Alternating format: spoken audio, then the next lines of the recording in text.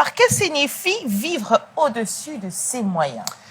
Vivre au-dessus de ses moyens, pour moi, ça veut dire 3 choses. La première des choses, c'est accrocher son habit là où sa main n'arrive pas. Deuxième des choses, c'est dépenser de l'argent qu'on n'a pas. Troisième des choses, c'est avoir une vie, finalement, qu'on n'a pas.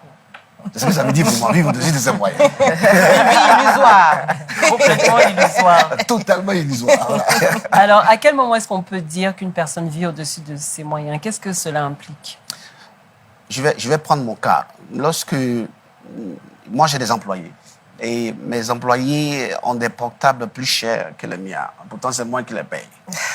Il y a des gens vivent au-dessus de ses moyens, comme on le constate. Il y a des gens qui ont des véhicules qui roulent le véhicule du 1er au 15 du mois, à Abidjan ici ou alors partout ailleurs. Ça se fait. Et à partir du 20 du mois, ils gardent parce qu'il n'y a pas de l'argent pour mettre dans l'essence. Mais ils ont une grosse voiture. Alors, il y a d'autres aussi qui... Moi, je connais des étudiantes qui ont des portables très chers, je ne vais pas faire de publicité, très chers, mais qui n'ont jamais de crédit à l'intérieur de ces portables. C'est ça le constat qu'on fait. C'est là qu'on voit quelqu'un Monsieur Marius. au-dessus de ses moyens. La bien préparée, c'est À quoi c'est dû? C'est un choix de vie personnel? Ces personnes-là, est-ce que c'est voilà, c'est mon mode de vie, c'est comme ça que je veux vivre? Ou c'est comment dire, une vie imposée par les circonstances de la vie? On va pas s'échapper par les circonstances de la vie.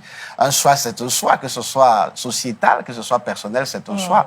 Ne pas faire un choix, c'est choisir. Donc, je crois que... Et je pense qu'il y a beaucoup de victimes sur ce plateau. Est-ce que ce mode de vie est dû à l'influence de l'influence sociale ou de l'entourage? Oui, il y a...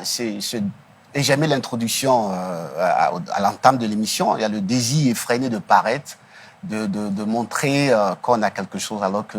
Et puis, il y a les réseaux sociaux aujourd'hui qui sont arrivés. Moi, j'ai vécu au Ghana. J'ai fait toute ma vie au Ghana. J'ai fréquenté au Ghana.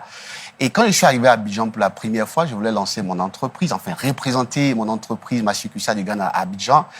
On m'a dit, non, mon frère, si tu veux... Et d'ailleurs, même quand je voulais ouvrir le cabinet de coaching, on m'a dit, si tu veux te faire écouter par les Ivoiriens, et je suis désolé de le dire, ben, il faut que tu sois bien habillé en veste, en costard, que tu achètes une voiture chère et autres ça.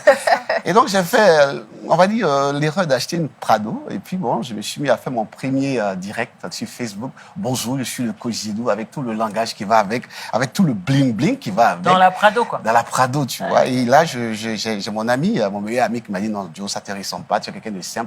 Il faut, puisque moi, j'accompagne plus les entrepreneurs débutants, les entrepreneurs qui commencent, qui aspirent aux choses. Donc, ils vont pas réellement s'aligner au message que je veux véhiculer. Et donc, depuis lors, je fais mes vidéos, mes directs de façon très simple.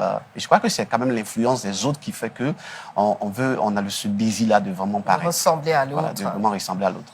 Mais c'est assez, c'est peut-être, je suis navré de le dire, c'est assez prononcé dans l'Afrique de l'Ouest. Ce désir-là. Au niveau des francophones, surtout en Afrique subsaharienne. En Afrique subsaharienne. Oui, c'est assez prononcé. Soyons honnêtes.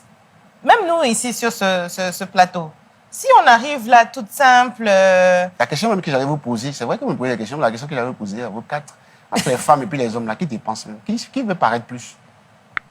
Moi, j'aurais dit les hommes. Parce qu'ils ont plus un sentiment, ils ont plus besoin d'avoir un sentiment de pouvoir. De pouvoir. Et de dominer. De reconnaissance aussi. Nous, peut-être que les artefacts...